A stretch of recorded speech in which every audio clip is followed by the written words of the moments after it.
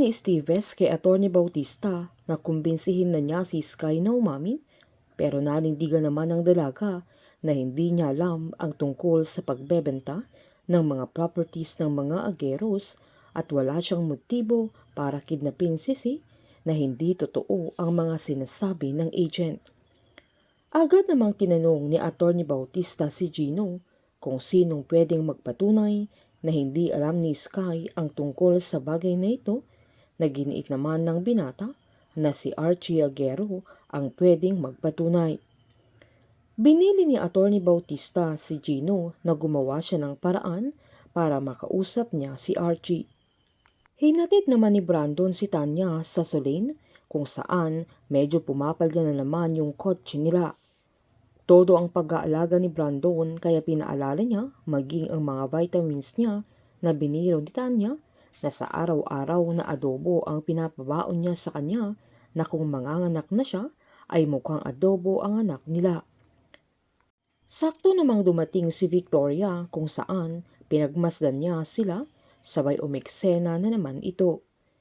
Giniit niyang narinig niya ang sinabi ni Brandon tungkol sa bagong lugar na plano nilang pagtayuan ng kanilang negosyo, na sinabihan pa niya si Tanya na i-consider niya yung idea ni Brandon.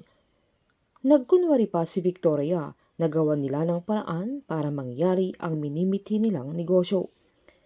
Nang aalis na si Brandon ay hindi niya mapaandar yung kotse nila, kaya sinubukang itulak ni Tanya, pero inawat siya ni Victoria kaya inutusan niya ang mga guards niya na tulungan nila si Brandon. Nang nasa loob na sila ng Solane ay inabot ni Victoria ang isang susi na sinaad niyang susi yon ng magiging sasakyan ni Tanya, na kinagulat niya na sinabihan niyang pumunta siya sa parking lot at tanungin lang niya sa gwardya kung saan ang sasakyan niya.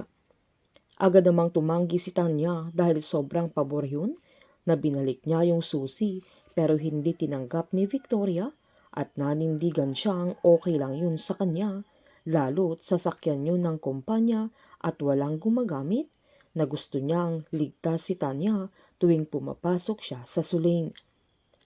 Sinaad ni Tanya na kakausapin muna niya si Brandon tungkol sa bagay na yun, kaya tinanong ni Victoria kung bakit kailangan pa nilang pag-usapan, lalo't hindi pa niya asawa, pero giniit naman ni Tanya na hindi pa sila kinakasal pero parang mag-asawa na sila, na nire-respeto niya ang opinyon ni Brandon.